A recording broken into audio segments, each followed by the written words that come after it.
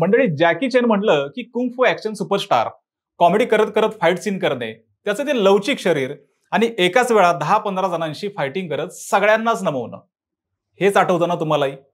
बरोबर आहे, कारण चायनीजच नाही तर जगभरातील अभिनेत्यांमध्ये जॅकी चॅनचं नाव हे फार आदरानं घेतलं जातं. एकेकाळी अत्यंत खोडकर व अभ्यासात रस नसणारा मुलगा पुढे एवढा मोठा सुपरस्टार कसा काय बनतो? बरं, त्याचा हा प्रवास सोपा होता का हो? तर अजिबात नव्हता. मात्र त्याच्या चायनीज फिल्म्समधून हॉलिवूडपर्यंत पोहोचण्याचा प्रवास हा मंडळी जेवढा रंजक आहे ना, तितकाच तो कष्टप्रद सुद्धा आहे. सीडीज व डीव्हीडीच्या काळात फेमस झालेल्या जॅकी चॅनच्या फिल्म्समुळे अनेक जण जगभरात कराटे शिकायला लागले. जॅकी चॅन म्हटलं की फुल ऍक्शन आणि कॉमेडी. मंडळी, एका शेफचा मुलगा थेट चायनातून हॉलिवूड इंडस्ट्रीत कसा काय पोहोचतो? एकेकाळी आगाऊ व खोडकर असणाऱ्या जॅकीला थेट हॉलिवूडला जाण्यासाठी काय आयडिया कराव्या लागतात आणि त्याच हॉलिवूड मार्फत त्याला ऑस्करचा मानाचा पुरस्कार हा कसा काय मिळतो, हे सगळं आज आपण या व्हिडिओच्या माध्यमातून जाणून घेणार आहोत. नमस्कार, मी विकी आणि तुम्ही पाहताय विशेष भारी. मंडळी, जॅकी चॅन यांचा जन्म हाँगकाँग येथे 7 एप्रिल 1954 ला झाला. त्यांचे वडील तेव्हा एके ठिकाणी कामाला होते. मात्र जॅकी 6 वर्षाचा असताना त्याच्या वडिलांना ऑस्ट्रेलियातील कॅनबेरा येथे शिफ्ट व्हावे लागले होते आणि ते कुटुंबासह कॅनबेरात पोहोचले. लहान असणारा जॅकी सुद्धा तिथेच होता. तिथल्या शाळेत तो जायला लागला. मात्र तिथे त्याचा अभ्यासच होईना. वडील शेफचं काम करायचे, त्यामुळे त्याला ते पाहून पदार्थ बनवण्याची सवय लागली होती. मात्र अभ्यासाचं काय असं म्हणून वडिलांनी त्याला पुन्हा हाँगकाँगला बोर्डिंग स्कूलला पाठवलं, कारण तो तिथं चांगलं शिकेल व मातृभाषेचा त्याला काही प्रॉब्लेम येणार नाही असं त्यांच्या वडिलांचं म्हणणं होतं. जॅकीही काही कालावधीने हाँगकाँगला गेला. मात्र तिथे गेल्यावर सुद्धा तो आगाऊपणा करायला लागला होता. बोर्डिंग स्कूलला असल्याने त्याचा अभ्यास होईना. त्यातच त्याला मार्शल आर्ट, संगीत व ॲक्रोबॅटिक्सची आवड असल्याने त्याच्यावर त्याने फोकस केले. जसा तसा तो अभ्यास करत होता. वय वाढेल तसं मात्र त्याचा मित्रपरिवार हा सगळा फुल टू डेंजर आणि खोडकर होता. त्यामुळे जॅकीला कमी वयात अनेक गोष्टींचं बाह्य ज्ञान मिळालं. हे त्याच्या वडिलांना समजलं तेव्हा वडिलांनी त्याला प्रॉमिस करायला सांगितलं की तू कसलाही आगाऊपणा करणार नाहीयेस. चुकीच्या मित्रांसोबत ते जसं वागतील तसं तू वागणार नाहीस आणि कोणतीही चुकीची गोष्ट तू करणार नाहीयेस. आणि महत्वाचं की अभ्यासाला तू प्राधान्य देशील. यावर जॅकीने सुद्धा ते प्रॉमिस मान्य केलं आणि छोटा जॅकी आता अभ्यासाला लागला. त्याच्यात इतका बदल झाला की पुढे तो चांगला अभ्यास करू लागला. यातच वयाच्या 17व्या वर्षी जॅकीला त्याच्या मार्शल आर्टच्या स्किलमुळे एक सिनेमा मिळाला असला तरी त्याचा पहिला सिनेमा हा वयाच्या 8व्या वर्षी मंडळी मिळाला होता. त्याचं नाव होतं the Cantonese feature Big and Little Wong Tin Bar. 1962 ला आलेला हा सिनेमा होता. यानंतर मधल्या काळात त्याचं शिक्षण चालू होतंच. मात्र 1971 मध्ये पदवी प्राप्त केल्यानंतर जॅकीला ॲक्रोबॅट आणि चायनीज फिल्म्समध्ये स्टंटमॅन म्हणून काम मिळालं. स्टंटमॅनच्या या कामामुळे जॅकीची मागणी वाढली. लहानपणापासून मार्शल आर्ट शिकल्याने जॅकीची बॉडी प्रचंड लवचिक होती. तो कसलेही फाईट सीन अगदी सहज करायचा आणि ते करताना तो थोडी कॉमेडी सुद्धा करायचा. याचाही त्याला फायदा पुढे झाला. त्याला मंडळी म्युझिकची सुद्धा आवड होती. त्यामुळे काही चायनीज चित्रपट जे संगीतावर आधारित होते त्यातही त्याने भरपूर कामं केली. मात्र त्याला एक अशी फिल्म मिळाली की पुढे त्याच्यातून त्याला अनेक फिल्म्सची ऑफर झाल्या. ब्रुस ली या जगप्रसिद्ध मार्शल आर्ट प्लेयरच्या त्याला 2 फिल्म मिळाल्या. पहिली होती फिस्ट ऑफ फ्युरी व दुसरी होती एंटर द ड्रॅगन. यामध्ये जॅकीला ब्रुस ली सोबत स्टंटमॅनची भूमिका मिळाली. मोठ्या व्यक्तीसोबत काम करत असताना जॅकीला अनेक गोष्टी शिकायला मिळाल्या. याच्यातच एक दिवस एका डिरेक्टरने जॅकीच्या या 2 फिल्म आवर्जून पाहिल्या. त्याला जॅकीचे स्टंट सहज आणि वेगळे वाटले आणि त्याने जॅकीला एक फिल्म ऑफर केली. त्याचं नाव होतं लिटिल टायगर फ्रॉम कॅन्टॉन. याच्यात जॅकी मेन हिरो झाला होता. त्याची ही पहिली फिल्म ज्यात तो मेन हिरो होता. यानंतर त्याने काही फिल्म्स केल्या. मात्र त्याच्यावर ब्रुस लीच्या ऍक्शनचा एवढा मोठा प्रभाव होता त्याला जॅकी कॉपी करत होता. मात्र 1973 ला ब्रुस लीचे निधन झाले. जॅकी व्यथित झाला. पुढे त्याने ब्रुस ली टाईप ऍक्शन केल्या. मात्र त्या फिल्म्स पूर्णपणे फ्लॉप गेल्या. यावरून जॅकीला समजलं की ब्रुस लीपेक्षा स्वतःची स्टाईल त्याला आता तयार करावी लागणार आहे. आणि मग जॅकीने हसत हसत फाईट सीन किंवा कॉमेडी करत फाईट सीन किंवा काम करत फाईट सीन करणे अशा आयडिया त्याने फिल्ममध्ये वापरल्या आणि त्या प्रचंड गाजल्या. मंडळी, 1978 साली त्याचा snake in the eagle shadow हा सिनेमा आला. पुढे ड्रंकन मास्टर आला. यानंतर द फिअरलेस हायना आला. नंतर द यंग मास्टर आला. या सगळ्या सिनेमांनी जॅकीला एक चांगली ओळख दिली.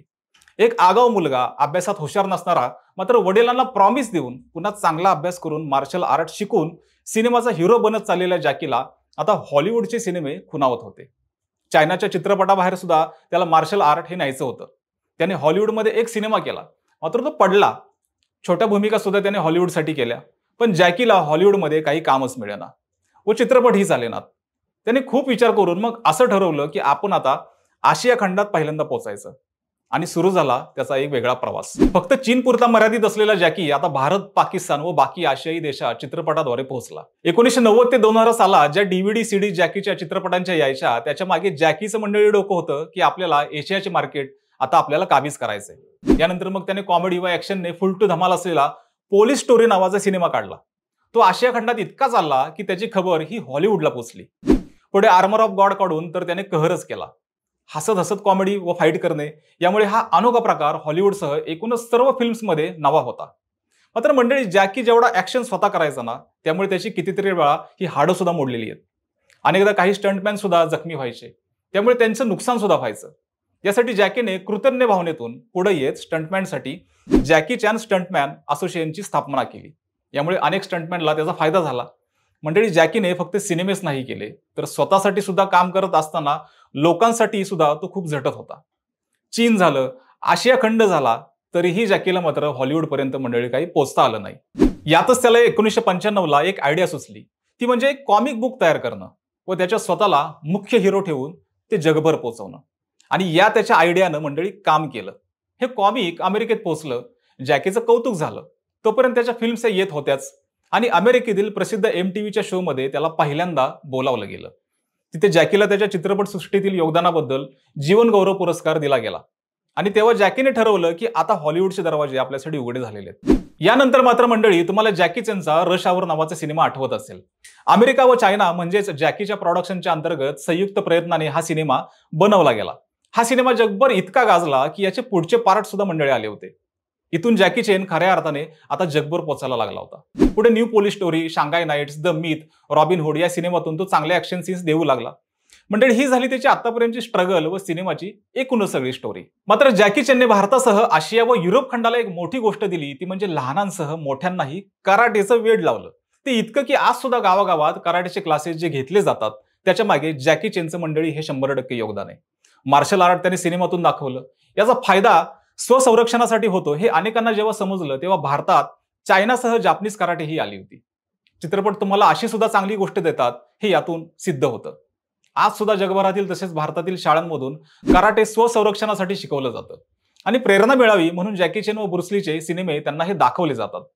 मंडळी, जॅकी हा फक्त ऍक्शन कॉमेडी अभिनेताच नाही तर तो सामाजिक कार्यातही पुढे असतो. त्याने त्याची कितीतरी संपत्ती हे अनेकांना दान केली आहे. युनिसेफचा तो सदिच्छा दूत म्हणून काम करतो. 2015ला तो सिंगापूरचा अंमली पदार्थ विरोधी राजदूत म्हणून काम करत होता. प्राणी, जंगल व आपत्ती आली तर तिथे मदत करण्यात जॅकी चेन मागे सरत नाही. त्याने भारतीय चित्रपटातही कामे केली आहेत. Kung fu yoga, the myth नावाचे सिनेमे त्याने केले होते. हिंदी, चायनीज व इंग्रजी भाषेत हे सिनेमे प्रसिद्ध झाले होते. आपली भाषा, आपली संस्कृती व कला ही जगासमोर आली पाहिजे यासाठी तो सतत प्रयत्न करत राहतो. त्याचा द कराटे किड नावाचा सिनेमा तर जगभर आजही पाहिला जातो. यामुळे चीनमध्ये परदेशातून मार्शल आर्ट शिकण्यासाठी अनेक लोक आले. मंडळी, जॅकीला म्युझिकची चांगली जाण आहे. त्यामुळे त्याने अनेक म्युझिक अल्बम सुद्धा बनवलेले आहेत. लहान वयातच वडिलांच्या कामामुळे चीनमधून ऑस्ट्रेलियाला त्याला जावं लागणं, तिथे थोडं शिकून पुन्हा हाँगकाँगला येणं, बोर्डिंग स्कूलमध्ये शिकणं, यातून सुद्धा वडिलांनी शिकवलेलं मार्शल आर्ट पुढे अजून शिकत राहणं. त्यानंतर स्टंटमॅन म्हणून काम करत एक सिनेमा हाती काय येतो आणि तिथून जॅकी चेन ब्रुस ली सोबत काम करायला लागतो. ते पुढे हॉलिवूड पर्यंत पोहोचता येणार म्हणून पहिल्यांदा आशिया खंडात पोहोचतो. कॉमिक बुक्स काढतो आणि MTV त्याला बोलावून थेट अवॉर्ड देतं आणि अखेर जॅकी हॉलिवूडमध्ये पोहोचत मग सिनेमावर सिनेमे काढत राहतो. मंडळी, हा प्रवास सोपा वाटतो का? तर नाहीये. मात्र जॅकीने मंडळी हे करून दाखवलं. बरं, इतकंच नाही, आपल्या देशाच्या कुंफू आणि मार्शल आर्टची जगभरात दखल घ्यायला लावली. आजवर त्याने बॉडी डबल प्रकार फार कमी वापरला. स्वतःचे स्टंट त्याने स्वतः केले. यातच स्टंटमॅनसाठी त्याने विमे उतरवले. कितीतरी सिनेमातील त्याचे ऍक्शन पाहताना आजही अंगावर काटा येतो. या त्याला कितीतरी वेळा दुखापत सुद्धा झालेली आहे. तरीही तो हसत हसत काम करायचा. जोपर्यंत त्याचा स्टंट पूर्ण होत नाही तोपर्यंत इकडे टीम टेन्शन मध्ये असायची. मंडळी, त्याला चायनीजसह एकूण 7 भाषा बोलायला येतात. यामुळे जॅकी चेन हा एक वेगळाच अभिनेता आहे.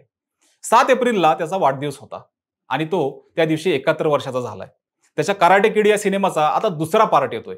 इतक्या वयातही तो कुंफू कसा खेळतोय याची उत्सुकता लोकांच्यात आहे. मंडळी, एक आगाऊ दंगेखोर मुलाचा म्हणजेच मोठा झाल्यानंतर थेट ऑस्कर तर्फे सन्मान करून ऑस्कर अवॉर्ड मिळवणाऱ्या जॅकी चेनचा हा आजवरचा एकूण प्रवास तुम्हाला कसा वाटला? तुमचे यावर काय मत आहे? आम्हाला कमेंट करून नक्की कळवा आणि विशेष भारी या चॅनलला देखील सबस्क्राईब करा.